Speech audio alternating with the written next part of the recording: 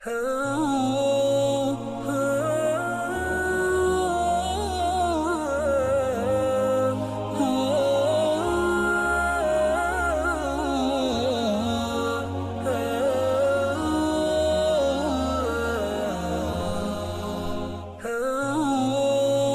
بالله من الشيطان الرجيم بسم الله الرحمن الرحيم رب اشرح لي صدري ويسر لي أمري واحلل عقدة من لساني يفقهوا قولي دنیا بھر سے دیکھنے والے تمام سامعین اور ناظرین کی خدمت میں السلام علیکم ورحمۃ اللہ وبرکاتہ۔ حضرت انس رضی اللہ تعالیٰ عنہ سے روایت ہے کہ رسول اللہ صلی اللہ علیہ وسلم نے ارشاد فرمایا کہ اللہ کے کچھ خاص بندے ہیں، یعنی جس طرح گھروں کے اندر کچھ اسپیشل بندے، خاص بندے ہوتے ہیں، اسی طرح اللہ کے بھی کچھ خاص بندے ہیں۔ قالوا صحابہ نے پوچھا من ہم یا رسول اللہ، کون ہے وہ اے اللہ کے رسول صلی اللہ علیہ وسلم؟ آپ صلی اللہ علیہ وسلم نے فرمایا وہ قرآن والے ہیں، قرآن والے ہی اللہ والے ہیں اور اس کے اللہ کے اسپیشل اور خاص بندے ہیں۔ تو قرآن کریم کے ساتھ جڑنا یہ اللہ تعالیٰ کے ساتھ خاص ہونے کی، اللہ کا اسپیشل بندہ ہونے کی نشانی ہے۔ اللہ رب العزت ہمیں ہماری آل و اولاد کو قرآن کریم کی خدمت کے لیے قبول فرمائے۔ گزشتہ سبق کے اندر، تیسرے سبق کے اندر، پارٹ نمبر 1 کے اندر ہم نے 3 چیزیں سیکھی تھی۔ ایک، ضمیر متصل مل کر آنے والی ضمیریں، اٹیچ پروناؤن مذکر کی ضمیریں، ہو، ہما، ہم، کا، کما، کم، یہ نا۔ ہو سے ایک مرد کا، ہما ان 2 مردوں کا، ہم ان سب مردوں کا، کا آپ ایک مرد کا، کما آپ 2 مردوں کا، کم آپ سب مردوں کا، یہ میرا نام ہمارا۔ اس کے بعد ہم نے اضافت سیکھی۔ اضافت 2 لفظوں کو جوڑنے کا نام ہے۔ 2 لفظ جوڑ دیے، ان میں پہلے کو مضاف اور دوسرے کو مضاف الیہ کہتے ہیں، اور اردو کے اندر ان کا ترجمہ کا، کی، کے، را، ری، رے آتا ہے۔ اس کے بعد اگلی بات ہم نے پڑھی کہ ضمیر متصل اٹیچ پروناؤن جو ہیں یہ دوسرے الفاظ سے مل کر آتی ہیں اور مضاف الیہ بنتی ہیں۔ تو آج کے سبق کے اندر ہم اسی جو اٹیچ پروناؤن ہیں ان کی آج ہم مشق کریں گے۔ تو آئیے ہم مشق کرتے ہیں۔ پہلا لفظ ہو۔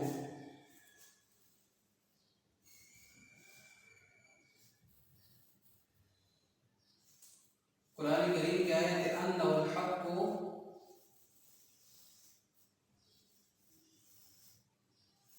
من ربہم۔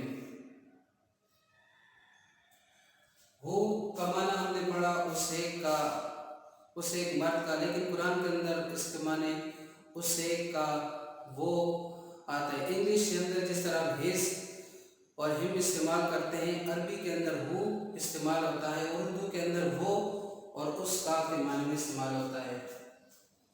انا بے شک، وہ الحق کو حق ہے، من کا معنی سے، رب معنی رب، ہم ان کا، تو معنی ہوگا ان کے رب کی طرف سے۔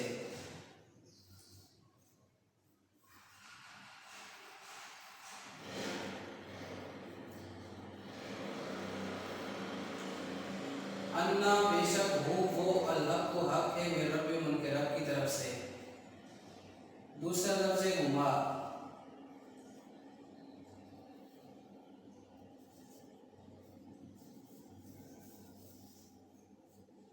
وَاسْمُ مَا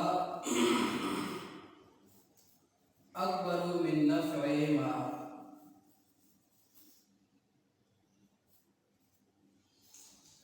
ما کا معنی اور، اسم معنی گناہ، ہما کا لفظ آ گیا ہے کہ ان دونوں کا۔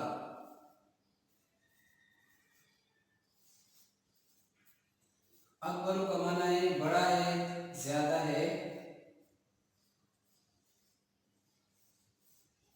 من کا معنی سے نفع، نفع ان دونوں کے نفع سے، ان کے نفع سے۔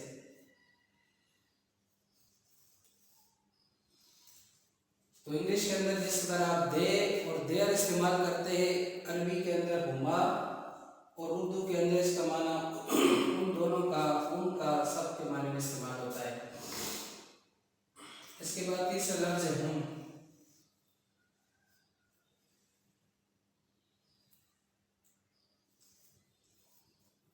ولا خوف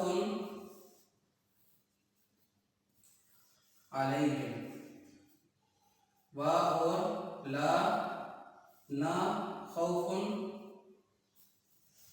خوف ہوگا، علیہم ان پر۔ تو یہ تین الفاظ کی ہم نے مشق کر لی، یہ تینوں غائب کے لیے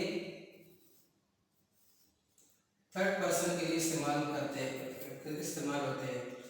اب پہلی آیت ہے انہ الحق من ربہم، بے شک وہ حق ہے ان کے رب کی طرف سے۔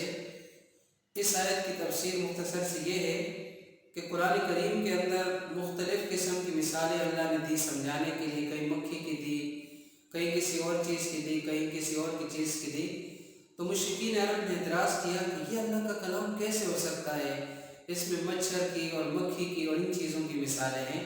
تو اللہ رب العزت نے جواب دیا کہ بھائی، بات سمجھانے کے لیے، مسئلے کو واضح کرنے کے لیے میں تو معمولی سے معمولی مثال بھی دینے سے نہیں کتراؤں گا، نہیں چھوڑوں گا۔ تو اللہ رب العزت نے پھر اس کا یہ جواب دیا، اور اس کے بعد نتیجہ نکالا کہ جو ایمان والے ہوں گے ان کے سامنے جب آئے گی اللہ کی طرف سے بات، تو وہ کہیں گے کہ انہ الحق من ربہم، بے شک وہ حق ہے، یعنی موقع کی بات ہے ان کے رب کی طرف سے۔ تو ایمان ہمیں یہ سکھاتا ہے کہ اللہ کی طرف سے جو بات آ جائے اس کو سر جھکا دیں اس کے سامنے، اس کے پیچھے چلنے والے بنے۔ اور کافر لوگ کیا کرتے ہیں، یہ اللہ نے کیوں اتارا ہے، یہ اس میں کیا لاجک ہے، اس میں عقل پسندی استعمال کرتے ہیں نا، جو اللہ کی طرف سے آ گیا بس اس کے سامنے سر جھکا دیا۔ دوسری آیت ہے لفظ وَإِسْمُهُمَا أَكْبَرُ مِن نَفْعِهِمَا، وَإِسْمُهُمَا، اور ان دونوں کا گناہ، ہما سے مراد جوا اور شراب ہے، اکبر و زیادہ ان کے نفع سے۔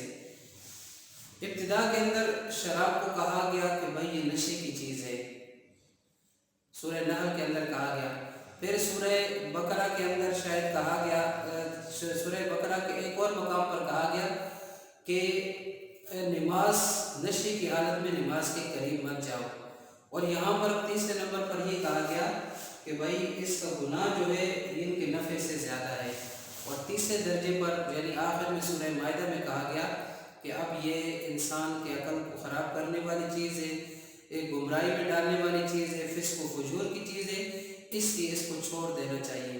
اور شراب کو تو اللہ کے رسول نے ام الخبائث کہا گیا ہے کہ تمام برائیوں کی جڑ ہے۔ اللہ رب العزت پوری امت کو اور پورے اسلامی معاشرے کو اس گندی چیز سے بچنے کی توفیق نصیب فرمائے۔ آج دنیا کی گندی شراب سے بچیں گے، کل اللہ تعالیٰ شراب طہور پلائیں گے۔ اس کے بعد تیسرا لفظ ولا خوف علیہم، نہ خوف ہوگا ان پر اور نہ وہ غمگین ہوں گے۔ یعنی ایمان، دو چیزیں اللہ ہم سے تقاضا کرتا ہے، ایک ایمان اور ایک شریعت کے مطابق عمل۔ جب یہ دو چیزیں ہوں گی تو اللہ فرماتے ہیں لا خوف علیہم، نہ خوف ہوگا ان پر، یعنی آخرت میں کوئی خوف نہیں ہوگا، اور اس دنیا کو چھوڑنے پر ان کو کوئی بھی غم نہیں لاحق ہوگا۔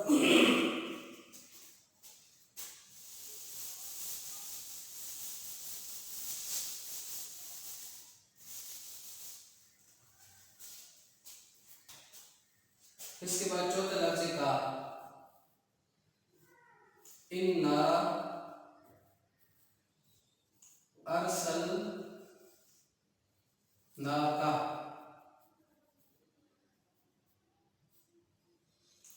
اِنَّا بے شک،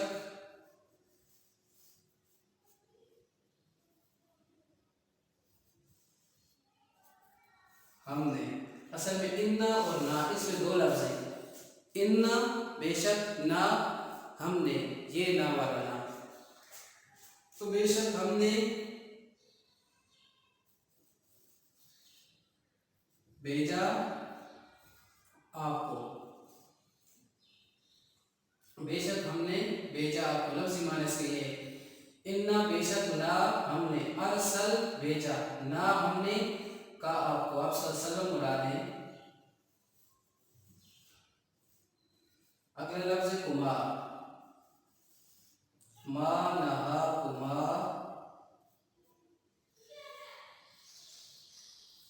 रब्बुकुमा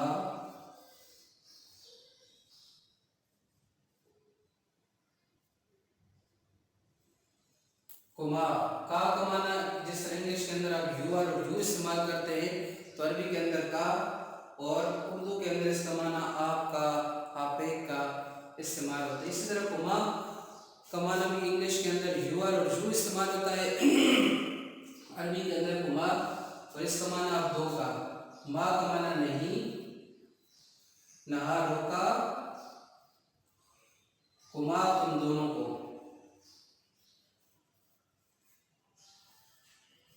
रब्बुकुमा तुम दोनों के रब ने। लफ्ज़ी माना ऐसे होगा।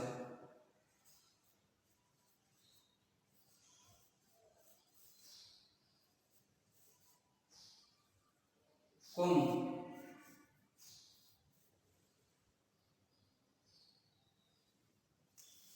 फाहयाकुम,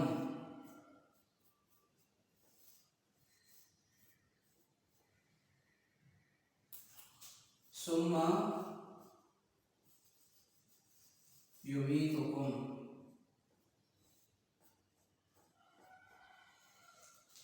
कुम जिस तरह आप इंग्लिश के अंदर यू और यू इस्तेमाल करते हैं, अरबी के अंदर कुम, और उर्दू के अंदर इसका माना है आप सब का, आप सब सारे माने। फा का माना बस, अहया, फा का माना बस, अहया उसने जिंदा किया, कुमा तुमको, सुम्मा फिर यूमी तो मौत देगा, तुम सबको, तुमको तुम सबको। ये तीनों हाजिर के लिए इस्तेमाल होते हैं, सेकंड पर्सन के लिए।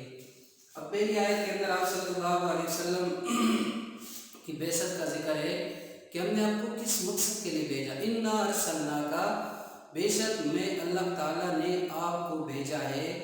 क्यों भेजा है? बशीरन व नज़ीरन, हमने आपको खुशखबरी देने वाला और डराने वाला बना के भेजा है।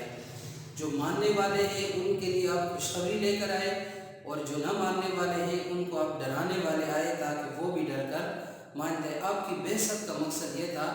बाकी मोइज़ात का इख्तियार जैसे वो मुतालबे करते थे या और चीज़ों का इख्तियार आप सल्लल्लाहु अलैहि वसल्लम के पास नहीं था। दूसरी आयत में मा रहा कुमा रब्बुकुमा, ये शैतान ने हज़रत अम्मा हव्वा और हज़रत आदम अलैहिस्सलाम के दिल में वसवसा डाला। तो उस वसवसे की तशरीह है, अल्लाह ताला ने फरमाया, शैतान ने कहा कि नहीं रोका तुम दोनों को, तुम दोनों के रब ने, यानी तुम्हें तुम्हारे रब ने इस दरख्त से नहीं रोका। तो ये शैतान का वार है, कुछ नहीं होगा, माफ़ अल्लाह से करा लेना, तौबा इस्तिग़फ़ार कर लेना। रोज़ शैतान के साथ हमारी जंग और लड़ाई और मुकाबला लगा रहता है। अब या तो कभी शैतान जीत जाता है या हम जीत जाते हैं। सुबह की अजान हो गई, आप सो गए तो शैतान जीत गया, मस्जिद में चले गए तो शैतान हार गया। आपके सामने कोई बुरी चीज़ आई, आपने आंखें बंद कर ली, शैतान हार गया। अगर आपने गौर करना शुरू कर दिया तो शैतान जीत गया। तो हर काम के अंदर शैतान और आपका मुकाबला चलता है, और शैतान ही असल दुश्मन है। शैतान ही असल इंसान को दीन के रास्ते से हटाने वाला है, परेशान करने वाला है। अल्लाह हम सब मुसलमानों को शैतान की शर से बचाए। इसके बाद सूरह बकरा की आयत है, वाहियाकुम की मिसाल है, उसने जिंदा किया कुम तुम्हें, फिर मौत देगा तुमको। अल्लाह करीम ने आयत करीमा के अंदर दो जिंदगियों और दो मौतों का जिक्र किया है। दो जिंदगियां क्या है? पहली मौत क्या है? इंसान की रूह आलम अरवाह के अंदर है और इंसान माँ के पेट के अंदर है। ये इंसान की पहली मौत है। और जब रूह इंसान के आ जाती माँ के पेट में 120 दिन के बाद, तो ये पहली ज़िंदगी है, और हम पहली ही ये ज़िंदगी लेके चल रहे हैं। अब इसका अख्तिताम क्या होगा? सुम्मा युमीतुकुम, फिर इसका अख्तिताम होने वाले मौत, दूसरी मौत, और फिर सुम्मा युहयीकुम, फिर क़यामत के दिन दोबारा अल्लाह जिंदा करके खड़ा करेंगे, और फिर तुम हिसाब किताब के लिए लौटाए जाओगे। तो याद रखो मेरे भाइयों, आगे का सफ़र जो है वो कब्र का है। آگے کا سفر جو ہے وہ موت کا ہے، اس لیے غفلت کی زندگی مت گزاریے۔ آئیے قرآن کے ساتھ اپنی زندگی گزاریے تاکہ ہم اللہ کے سامنے بھی سرخرو ہو جائیں اور اپنی دنیا کی زندگی بھی سنوار لیں۔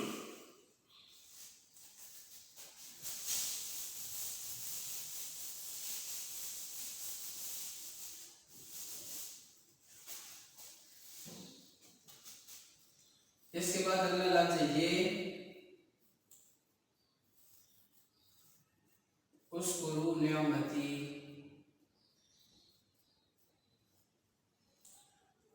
انگلش کے اندر آپ مائی اور می استعمال کرتے ہیں، اور یہ اردو عربی کے اندر آتا ہے، اور اردو کے اندر اس کا معنی ہوتا ہے میرا۔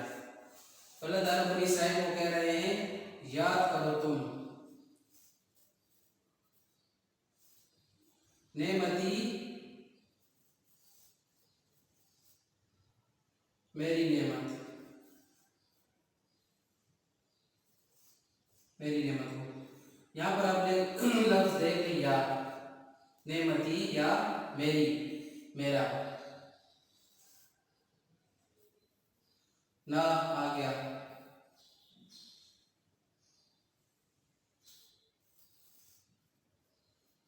ربنا تقبل منا، ربنا اے ہمارے رب، تقبل قبول فرمائیے، منا ہم سے۔ اب یہاں پر یہ دیکھ لیں لفظ منا، نہ آ گیا، اس کا معنی ہے نہ ہمارا، ہم سے، سارے معنی اس کے اندر آتے ہیں، جس طرح انگلش کے اندر اس اور اور استعمال ہوتا ہے۔ اور یہ دو لفظ جو ہے متکلم کے لیے فرسٹ پرسن کے لیے استعمال ہوتے ہیں۔ بنی اسرائیل پر اللہ تعالیٰ نے بہت احسانات کیے، اور احسانات کا تقاضا یہ ہے کہ اللہ کی نعمت کو یاد کر کے اللہ کا شکریہ ادا کیا جائے، اور شکریہ یہ ہے کہ اللہ کی فرمانبرداری کی جائے، اپنی صلاحیتوں کو اللہ کے لیے لگایا جائے۔ اور اس کے بعد حضرت ابراہیم علیہ السلام اور اسماعیل علیہ السلام کی دعا، جب اللہ کا گھر بنا رہے ہیں، بیت اللہ کی تعمیر کر رہے ہیں، تو اس وقت دعا کرے اے ہمارے رب تقبل منا، ہم سے یہ خدمت قبول فرما، جس مقصد کے لیے ہم اس کو بنا رہے ہیں، توحید پرستوں کا اس کو مرکز بنائیے۔ تو اس سے یہ بھی معلوم ہوتا ہے کہ انبیاء بہت بڑے بڑے کام کرنے کے باوجود اللہ کے سامنے زاری کرتے ہیں، اللہ کے سامنے عاجزی کرتے ہیں۔ یہی کمال ہے انسان کا کہ انسان کسی بھی چیز کو، کسی بھی کام کو اپنی طرف منسوب نہ کرے، بلکہ اللہ کی طرف کرے۔ ہر کام کی توفیق دینے والی اللہ کی ذات ہے۔ تو یہ ہو گئے 8 الفاظ۔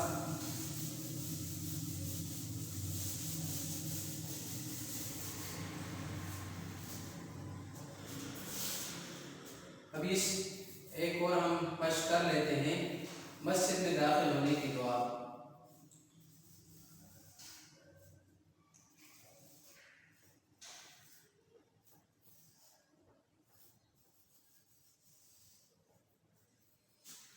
اللہم افتح لی ابواب رحمتک، اے اللہ، اللہم جہاں بھی آ جائے قرآن کریم میں، حدیث میں آ جائے اللہم، اے اللہ، افتح کھول دے، لی میرے لیے، ابواب دروازے، رحمتی کا اپنی رحمت کے۔ اب یہاں پر دیکھیے لی،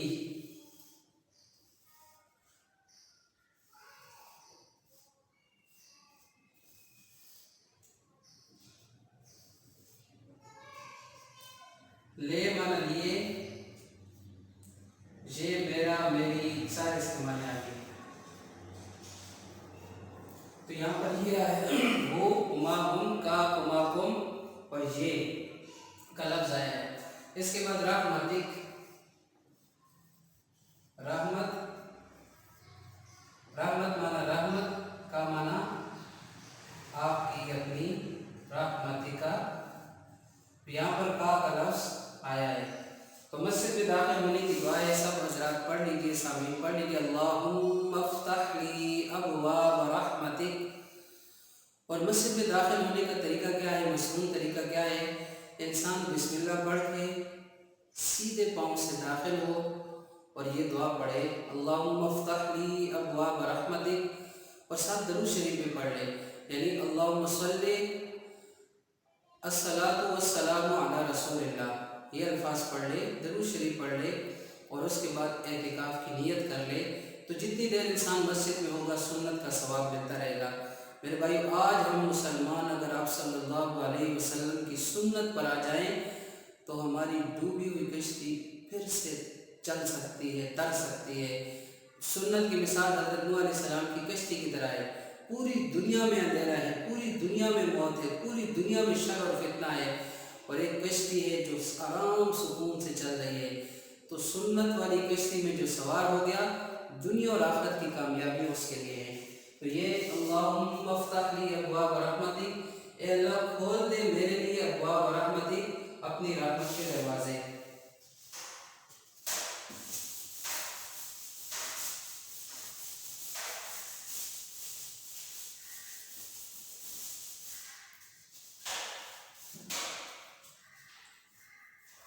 اس کے بعد ہم دعا پڑھتے ہیں مسجد سے نکلنے کی، اللہم انی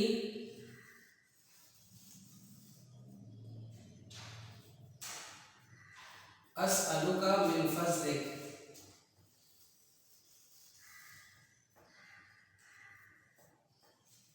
کوئی دیکھ اللہم آگے اللہ، انی بے شک میں، اسأل سوال کرتا ہوں، کا تجھ سے، من سے، فضل کا فضل تیرا، تیرے فضل کا۔ تو یہاں پر انا آیا ہے، انا مانا بے شک،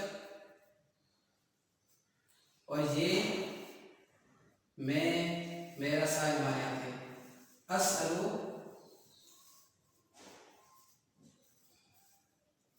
سوال کرتا ہوں، کا لفظ آ گیا یہاں پر، تجھ سے، آپ سے، سارے معنی سے آتے ہیں۔ من کا معنی سے فضل معنی،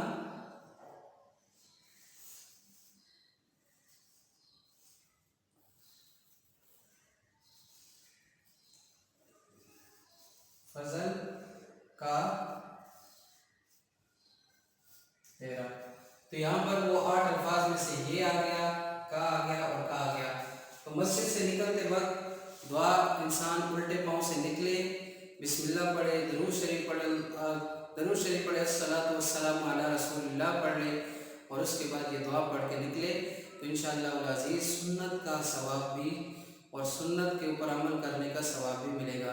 تو آج کے سبق کے اندر یہ آخری جو 2 دعائیں ہیں، مسجد میں جب ہم داخل ہوتے ہیں تو اس وقت اللہ کی رحمت کا سوال ہے، اور رحمت قرآن و حدیث میں 2 معنی میں استعمال ہوتی ہے، ایک روحانی نعمت مراد ہے اور ایک اخروی نعمت مراد ہے۔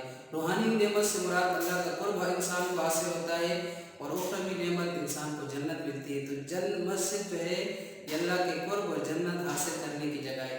اور فضل کا معنی جو ہے دنیاوی نعمتوں پر استعمال ہوتا ہے کہ اب انسان نکلے اور اپنے کام کاج کے اندر مشغول ہو جائے۔ اللہ تبارک و تعالیٰ سے دعا ہے کہ یہ جو سبق ہم نے سنا پڑھا اس کو ہمیں سمجھ کی توفیق عطا فرمائے۔